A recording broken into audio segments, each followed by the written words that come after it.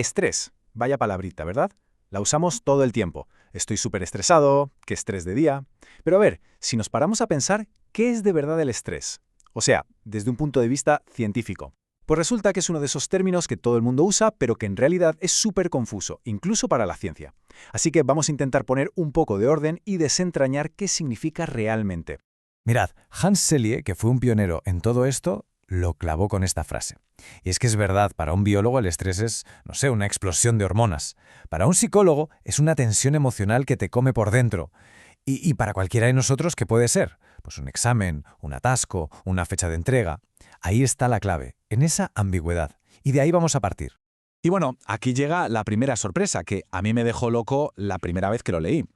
¿Alguien se imaginaría que la palabra estrés no viene ni de la medicina ni de la psicología?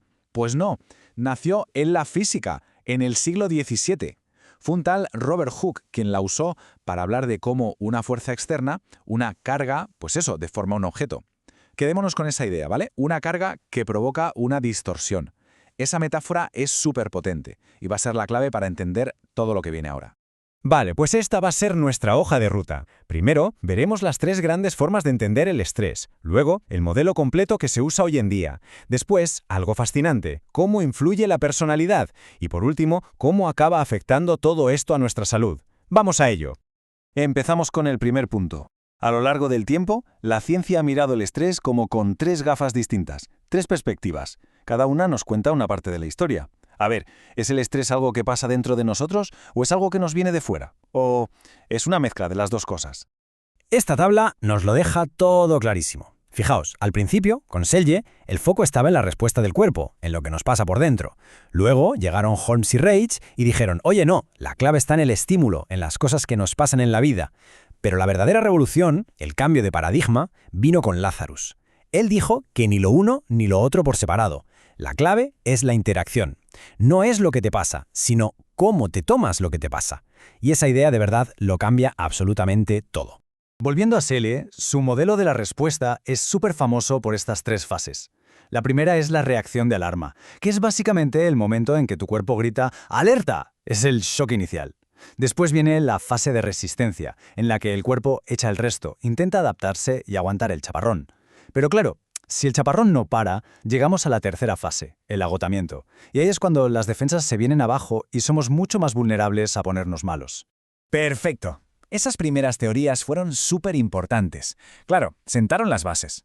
Pero hoy la cosa se ve de una manera mucho más completa.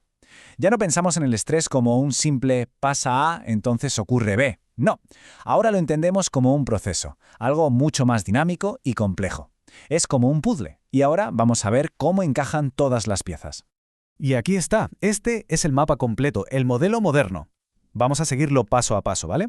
Todo empieza con algo externo, ¿no? Las demandas psicosociales, un marrón en el trabajo, un examen, lo que sea. Pero ojo, fijaos que la cosa no va directa de la demanda a la respuesta de estrés. Hay un paso en medio que es crucial, la evaluación cognitiva. Es decir, cómo interpretamos eso que nos pasa. Y a partir de ahí ya se desencadena todo lo demás, la respuesta del cuerpo, cómo intentamos lidiar con ello, el afrontamiento y cómo nuestra propia personalidad o el apoyo que tengamos influyen en el resultado final, en nuestra salud. Y aquí nos paramos un momento, porque esto es el corazón de todo el asunto. La evaluación cognitiva. Pensadlo así, es como el portero de una discoteca en nuestra mente. Deja pasar las situaciones y les pone una etiqueta. Amenaza, pérdida, desafío o esto no es para tanto. Por eso, el estrés no lo provoca el atasco en sí, sino lo que nos decimos sobre el atasco. Voy a llegar tarde, esto es un desastre, no puedo hacer nada. Esa valoración es la que aprieta el botón del estrés. Vale, y una vez que nuestra cabeza ha decidido que esto es estresante, ¿qué hacemos? Pues pasamos a la acción, a lo que los psicólogos llaman afrontamiento. Y básicamente hay dos caminos. O nos centramos en el problema, es decir, intentamos cambiar la situación, pues yo qué sé, hablar con el jefe, organizar mejor el tiempo, o nos centramos en la emoción, que es intentar calmarnos, gestionar cómo nos sentimos. Por ejemplo, salir a correr, meditar o llamar a un amigo para desahogarnos. Y todo esto nos lleva a la pregunta del millón. No, si al final todo depende de cómo lo interpretemos, ¿por qué ante el mismísimo problema una persona se viene abajo y otra casi ni se inmuta o incluso se crece? Pues la respuesta en gran parte está aquí, en nuestra personalidad. A veces funciona como un escudo y otras como un imán para el estrés. La psicología ha identificado algunos rasgos que son como un superpoder contra el estrés. El primero es la resistencia, o hardiness en inglés. Es esa gente que combina tres cosas. Se comprometen con lo que hacen, sienten que tienen el control sobre su vida y ven los problemas como desafíos, no como amenazas. El ejemplo de un despido es perfecto. En vez de verlo como un drama, lo ven como una oportunidad. Y luego está el sentido de coherencia. Es esa convicción de que el mundo, en el fondo, es comprensible, que podemos manejar lo que venga y que la vida tiene un propósito. Es una mentalidad súper protectora. Y fijaos en esta tabla porque es muy interesante ver cómo ciertos patrones de personalidad se han llegado a relacionar con la salud. Ojo, y esto es muy importante, hablamos de correlación, no de que una cosa cause la otra sí o sí. Pero bueno, los estudios sugieren, por ejemplo, que el llamado tipo 1, que se caracteriza por guardárselo todo para adentro, podría tener más riesgo para ciertas enfermedades. Luego está el famoso tipo 2, la persona que siempre va a mil, competitiva, hostil, que se ha relacionado más con problemas de corazón. Y en el otro extremo, el tipo 4, más tranquilo, autónomo, realista, parece que le va mejor en temas de salud. Muy bien, ya sabemos qué es el estrés, de dónde viene el concepto y por qué no a todo el mundo le afecta igual. Nos queda la última pieza del puzzle. ¿Cómo narices pasa esa sensación de agobio de la cabeza al cuerpo, cómo se convierte en una enfermedad de verdad? Pues vamos a ver que hay dos vías principales. Y aquí las tenemos, las dos rutas por las que el estrés nos acaba pasando factura. La primera es la vía directa, la puramente biológica. El estrés crónico hace que liberemos un montón de hormonas, como el cortisol, que a la larga son malísimas. Nos bajan las defensas, fastidian el sistema cardiovascular, vamos, un desastre. Y luego está la vía indirecta, que es casi de sentido común. Tiene que ver con lo que hacemos para manejar el estrés. Comer fatal, fumar, beber más de la cuenta, dejar de hacer deporte. Dos caminos diferentes que, por desgracia, pueden llevarnos al mismo destino complicado. Y si tuviéramos que quedarnos con una sola idea de todo este recorrido, sería esta, de verdad.